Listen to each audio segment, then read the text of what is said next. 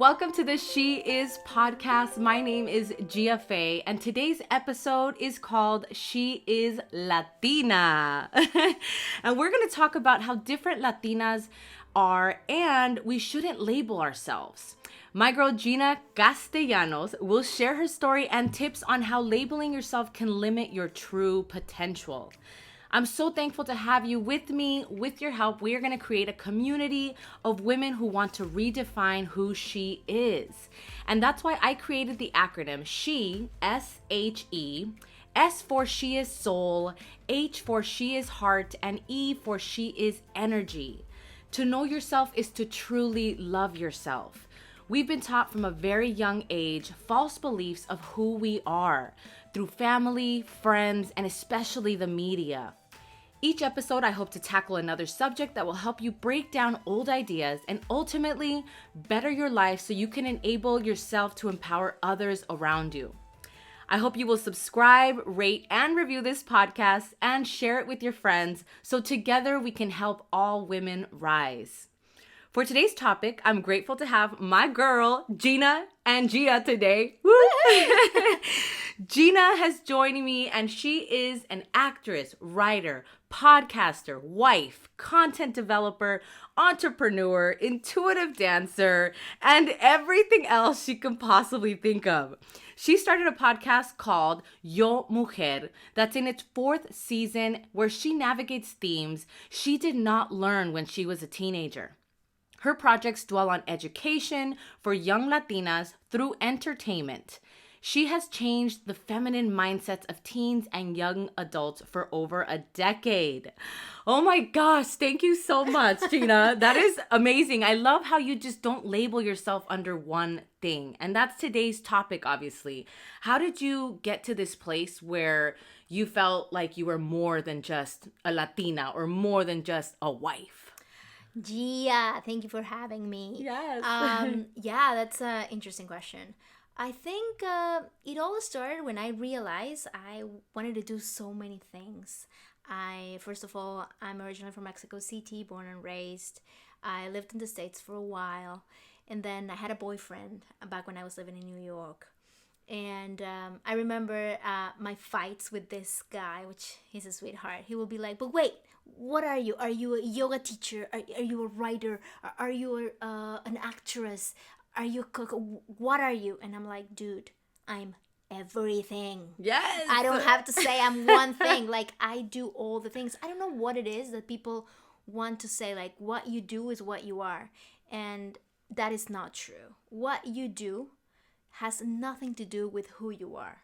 What you do every day, that creates a habit, and potentially that will affect your personality for sure. But even then, that is not who you are. Exactly. So basically, everything that I'm trying to do now is trying not to label myself, trying not to compare myself, not only with other women, but with my old self, you know? You know, remember when you say like, oh, when I used to be flaca, when I used to when I used to fit in these jeans, or when I used to be in that relationship, or when I used to be in that job, you know? Or trying to imagine yourself when I get to that job, or when, you know, either comparing yourself to your old self or to your future self. Yes. So I realized that was limiting my potential because I was limiting the time for me to focus on what it was, you know, to be in the present moment. Mm-hmm. And especially being a Latina, right? Yeah. Because a lot of people look at me and they say like, oh, but you don't look Mexican enough. Right? I was going to say the labeling. Yeah, if you're watching this through the YouTube channel, GFA, I mean, this woman is like green eyes. Like, you probably got that too. Like, label yourself. What are you? Exactly. People, for instance, when I was pursuing acting in New York, they would always be like, but yeah, you don't look Mexican enough, which I did not know what they meant, but I was like, right? Okay. So they were like, why don't you come like as a Greek? Or why don't you come as, you know, like Jew? Again, labels. And I would be like, okay, I guess. But even if I will come to an audition for a Jew woman, I won't get it because I'm not Jew. Yeah. You know, like, yeah. I wouldn't be able to, even if I fake the accent, you know. Acting is different, though, because it's very stereotypical. Yeah. But when it comes to making choices every day, I feel like the first person that it's there to label, it's yourself. Yes. And I had to take that away. Like, I have to take rid of that mindset to be actually me, you know, and see, like, I really love writing. So I'm a writer. If you write, you're a writer. I don't care. It doesn't matter you're not published. It doesn't matter that you don't have like 1 million followers reading your blog. If you write from the bottom of your heart and you enjoy it, you're a writer, you know?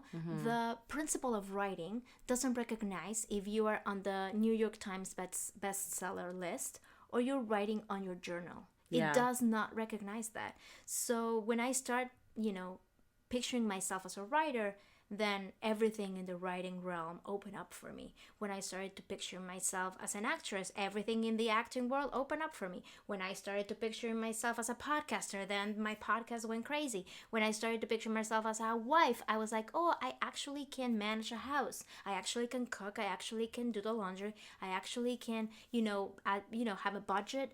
So it's ultimately your limit beliefs. And that ultimately starts to limit your world, though. Exactly. You know, talking about how labels limit our true potential, it also limits our income. Correct. You know, a lot of wealthy people have said that they have 4 to 6 different verticals of income. Yes. And it's like you, I struggled with that too at the beginning. It was like, okay, I'm a trainer. But then I had so much more to give, and now I'm a talk show host, and now I'm a podcaster, and I was a YouTuber, and I was a wife at one point. And those times where I felt like I could only be one thing, I was limiting not only the potential, but my income as well. Yeah, I feel like when it comes to money in particular, for me, first of all, I had to actually get rid of a lot of false beliefs I had around money, you know, that it was not available to me, that I was not, good enough for that amount, whatever. I had to go and through, have a good relationship with money. But then once that was healed, I realized the only way that I can be, able to provide for myself was if I was actually hearing what my soul was like really, really wanting to do, For me, educating young Latinas really sits very close to my heart, because when I was a teenager, I didn't learn so many things that I know my mom would have loved to give me, but she didn't have the tools, she didn't have the resources, she didn't have the language, Even like to learn some things, they're in English, so you have to learn English to kind of access that information. Exactly. So now I'm trying to, like, my mission and all my purpose dwells in give you all the information and, for you not to change your life, for you to activate your mind. Yes. And hopefully that. Activa la mente. Yes. And hopefully that will make you think differently. For me, it has to be a cycle where everything that's happening to you right now comes to your heart. And once it sits there, the sensation, the emotion will travel to your brain. Yes. And then that will set the tone of your thoughts and eventually of your words. And if it's the right thing, a good action. Yes. So it's like feeling, thought, words, and action. And then actions become our habits. Correct. And our habits then become our reality. Yeah, like right now, I'm Los pelitos. El pelo, muchacha. So yeah, I feel like labels have been something. For instance, before I realized I had problems with labels, I will think about my worth on sizes. Like, for instance, like if I was not a size 2, then I wasn't good enough. Oh, yeah, another label. Yes. If I was not making that amount of money, I wasn't good enough. If I was not having that amount of views or followers or likes or whatever, I wasn't good enough. So, like, we're always measuring ourselves on some sort of box. Yeah, and let's look at why. Why do we do that? We need to understand that the brain works on stories. The brain is always trying to identify a story to make our life easier. So we have to, not get down on ourselves if we are in a place of labeling. In fact, just educate yourself on where it comes from. And it really does come from our brain. It's the way that our brain wants to work. It's like, okay, I want to fit in this box. But as we've evolved as humans, we don't no longer fit in one box. A Latina no longer fits into just the box of a housewife. But that it's because you've been educated and you've been exposed to different Yes. things. But most of the people think how they've been educated through their parents, through their household, the conditioning, through their, cultural environment or whatever. So it does have to come from within, to wanting to learn more and wanting to expand. But what is like the past, or what happened to you, your story, it's what we use to justify who we are right now. Yeah. People do that all the time. But what happens when you think that your past and where you come from and what happened to you is the only thing you've got? That's when you get in a vortex of bad. Yes. Bad things will happen to you. So you have to understand that you are not what happened to you. That you are not your story. You are not the country you come from. You are not the idiosyncrasy of your parents or your culture. Like, you are not that. Yeah. And then once you realize that, then all possibilities open. Why? Because there's no more things to have to, the outcome that, your dad wants you to be, a housewife and have a rich husband. I don't know. Yeah. Or like your dad wants you to be a lawyer, or your dad wants you to be a doctor, Yes. that comes when you realize that there's more than just a label. There's more than just a profession. There's more than just a thing that you need to accomplish. It has to do with purpose and mission. Yes. But when I think about that, it's so mystical. Like, when you say, oh, my purpose, and it's like, what is that? What's your mission? It's like, well, I don't know. It's like, it's so out there, wishy-washy. I always think it like this. If when you do that particular thing makes you feel expansive, makes you feel that you can be there present, then that's closer to what you're supposed to be doing. To the calling. Yeah, versus when you feel contracted and when you feel tense, or when it's really, really hard. But see, like, that's a little tricky because, like, for instance, you are in the fitness industry, correct? Yes. How can you say the difference between when it's taking, like, oh, this is hard work, but it's gonna pay off, versus like, this is killing me? How do I define those two times? Or how do I identify those? Identifying, well, like you said, one makes you feel alive, one gives you energy after, and the other one makes you feel miserable. It makes you beat yourself up more. It makes you make bad decisions after that, because then, like you said, you go into that vortex of negativity. So yeah, every action eventually creates a reaction, and the reaction has to feel good all the way to our core, to the soul. Okay. So I think it's important for us to identify those feelings. I had another episode where we talked about sensuality, and being sensual is not sexual. It's just learning to feel and identify those feelings. Yeah. And sitting in the good and the bad feelings. Because if your body does feel a little down, it's like, listen to it. I know I used to be like, I don't want to feel this feeling. I'm going to go work out and get rid of this, or some people do it with food. Some people do it with alcohol. Some people do it with cigarettes, but that doesn't heal it. So again, it's hearing and feeling your soul and having that drive you in what feels good as far as fitness. When I first started in fitness, I started in the path of, oh, this is killing me, this is awful, and I kept giving up. I couldn't get rid of the extra 30 pounds. And then once I was like, you know what, my body's curvy, I'm never gonna look like those trainers, I'm never gonna look like those Hollywood skinny actresses. I eventually was like, okay, well, what can I do with my body? And I just started training my hips more, training my butt more, and feeling good about it. It still hurt, don't get me wrong. No pain, no gain, But that's the thing. Like, for me, it's really hard to identify that pain, Yeah. The pain of when something is really, really making me grow, versus the pain that is actually affecting me. Yes. Like, I think for teenagers in particular, that's very, very hard to identify which one is which. Yes. I feel like when I get questions like this, I'm like, oh, that's like a tough cookie to crack, because what's one of the toughest questions you've had? I mean, she talks about periods. She talks about masturbation. I mean, she talks about things that I know in my household, we didn't talk about that. You know, we didn't even get the birds and the bees. When we got our period, I literally just started crying because I thought I was dying. I was like, I'm bleeding.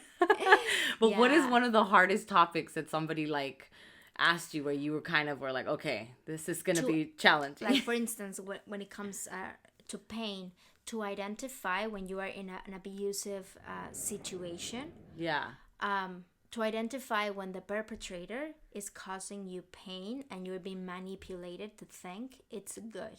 Okay. Because then you got those confused. For instance, I had confused the pleasure with the pain.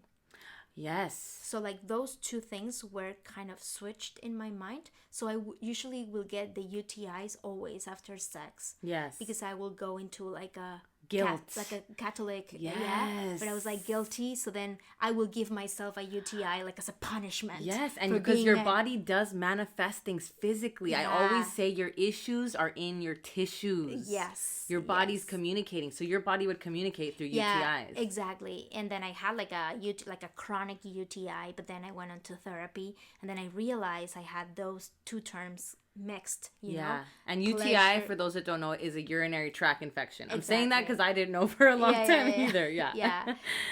In Spanish, it's called cystitis, which is the worst thing that can possibly happen to you. Is like, I don't even, like, no, it's horrible. Yeah. So basically, I had to go into therapy and actually understand the term pleasure and the term pain. Okay. Because a lot of women have those confused. Because, for instance, in sex, like, you'll get a little pain. Yes. But then people think that that's the pleasure. Yes. And, you know, that is so true. For instance, you had, like, that episode about sensuality. It also talk about eros, which is, like, erotismo, which is... erotic? Yes. Yes. So, like, the whole erotism of the body has to do with feeling your body and understanding what feels good, and not only on your vagina, on your clit, like all over, you know. Yes. So yeah, it has to do a lot with exploration. But like, how can you communicate this to a teenager, you know, that doesn't even know anything, you know, they hasn't even, like, you know, explored themselves to realize that. You know. So so how did you help somebody through that journey? Like, how did you crack that? By doing it myself. Doing it yourself, yeah. I went to therapy. I tried to understand those two terms. I tried to say like, oh, okay, this is this and this is that. And then when they ask me, I'll be like, listen, first of all, like for instance, with pain in particular, you need to sit with the pain. Yes. Because that's the only way that you can transform this energy that is happening, you know, this fire that is in you. Yes. When it comes... That's two types of pain, of course, the physical and the emotional. Usually the emotional is a little bit more rough than the physical. Yes, that's the one we'd want to numb. Exactly. Yeah. So when it comes to emotional, then I would recommend just sit with yourself. Yes. Sit with the pain, and it comes and goes in waves, you know. It's not going to stay there forever. But when it comes to physical, like in sexual relationships, then I will be like... If you don't like it, if it's like, if the pain goes for more than the actual penetration, for instance, then there's something up. There's something wrong, If you're not comfortable, is then say stop. And it's probably not consensual. And we go into a whole other topic. I know. But it's really hard to educate on sexual things to girls just because... It's really hard for them to even ask the question. I know. A lot of times we don't even know what questions to ask. And they send you messages through... Yeah, just DMs. Through Instagram. My brother is a very good psychology in my hometown. So we open up like a hotline for girls. Oh, that's amazing. So I'll have this information on the YouTube channel links. I definitely want to add those.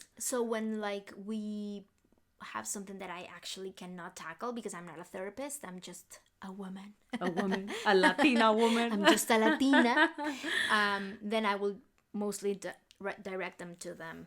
When it comes to, you know, like rape and abuse and stuff like that, then I will like, yeah, most definitely. But when it comes to understanding more about how your body works, how to say no, how to do what you want to do and not what your parents want you to do. And I Yes. mean this in the most respectful way, because one thing is that you have to do your responsibilities as a teenager, Yes. as a young adult, but other thing is trying to fulfill somebody else's dreams. I know. Especially parents that come from, when they come from another country, my parents came from Mexico, and you get two types of parents in the sense, one, they're like, we came to this land of the free, go do whatever your heart desires. I didn't get those parents. I got the parents that were like, go be a lawyer, a doctor, or what is the other one?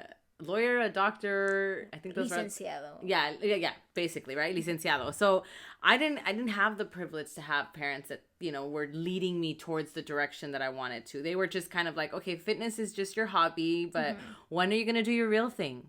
And it just, even after my YouTube channel evolved, it was still kind of like, okay, well, this is still a waste of life. When are you going to get married and have kids? It's just, it's so hard. And like you say, I always say this in a respectful way, love and have compassion towards your parents. Pero los papis no siempre tienen la razón. Parents don't always know everything. Yeah. Up and after 18, I feel like a child.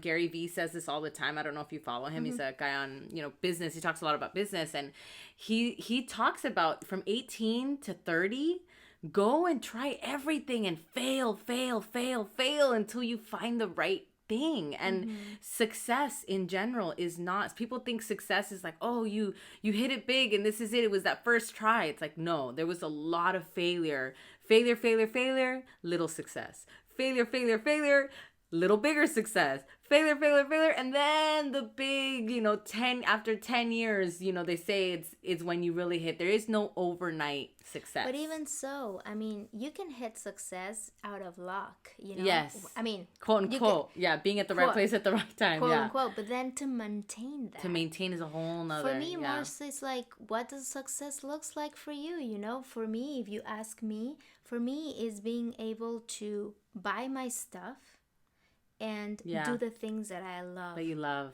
That's success. For me, it's not like, getting, like living in a mansion. With like, I don't know, cars, or I don't know what success looks like. But everyone has to define success for themselves. Exactly. And then once you do that, once you go away from the label of what does success look like today, Yeah, because success right now looks like big cars, expensive houses, and a lot of those people are really unhappy, and a lot of them are faking it online too. Yeah, that's true. So if you don't practice reinventing yourself every day, it's gonna get really, really, really, really hard to get up again. Yeah, and it goes back to not labeling yourself, because when you label yourself, I know women that go into, being married with a kid, some of them lose themselves because that's the only thing they know how to do. So now, like, they're moms, correct? They're moms, yes. They're moms. Now, if somebody did ask you to define yourself, and not the things that we talked about. We know you do podcasts, mom, all that stuff. Those are all things that you do. But how would you define the woman? Well, if somebody asked me to define myself, I would say woman. Like right off the bat. I am woman, because I feel like I am not who you think I am, or I am not the roles you want me to portray. I am. That's it. But if it comes to how do I define the woman, I feel like now it's changing. I feel we are taking more control over our thoughts and control over our actions. Usually women would be very reactive, but I'm wishing that we can become more active to our circumstances and not reactive towards them, So I will feel like if somebody asks me how do I define woman, I will think, I will say action. So woman is action. Yeah, because you cannot stay submissive anymore. Right? No. You have to act upon what you want, upon your wishes, upon your vision of what you want to accomplish, even if it's for the day, for all the to-do lists. Like, you have to act upon that, you know. So I would think we women are action, and if you are not acting in a sense of like getting ready and go, you are not fulfilling the role of a woman anymore. Yeah. I think. Yeah, that is so true. And when it comes to a woman that, for tips to give a woman on how to find their real voice, how to find their different verticals, how would you give somebody advice to do that? I think the first thing that I would probably say is sit with yourself. Meet yourself where you're at. Sit with yourself, feel those feelings, whether that's joy, frustration, anger, ecstasy, whatever. Feel the feelings and then let the layers peel off. Because if you keep on numbing yourself, being watching Netflix, eating, getting distracted, going out and doing all the things that take you out of yourself, you won't never be able to know yourself. Yeah. So the only way that you can actually know yourself is by being with yourself. But being with yourself alone. Yes. Not with distractions. So sit with yourself, sit with what you're feeling, and let the universe open to you. I know, and trying different things and getting uncomfortable, right? That's a way to, being by myself, being single now for a very long time, I've been able to explore so many different things that I didn't even know I loved. And I used to be that girl that was in one relationship after another relationship after another relationship. And when I finally left that and I wasn't a quote unquote girlfriend anymore or a wife anymore, I had so much trouble identifying who I was and what I loved to do. So I love that you said that, for us to really take the time to be with ourselves. And if that's no longer an option, if you're already married, for example, still take that time to go explore different things. Exactly. But then even when you are in a relationship, like you really need to know who you are in order to know what you're giving. What are you offering? What are you sharing? Exactly.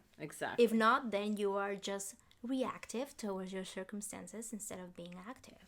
Yeah. And learning how to respond, right? To respond instead of, like you said, react. Yeah. Oh my God, thank you so much, Gina and Gia right here. I love it. Thank you for having me, Gia. Thank you so much for you guys listening to She Is Podcast. Please subscribe, comment, and if you're watching on YouTube, don't forget to leave comments below and let us know what you want us to talk about next time. Also, if you would please follow me on Instagram, of course, at Gia Faye. I will also let Gina's Instagram, but it's basically Gina Castellanos _ Links will be on the YouTube channel. Together, ladies, we're going to build a community to redefine who we are, to strengthen the bond of womanhood. That is the only way that all women will rise. We'll talk to you guys on the next episode. Bye.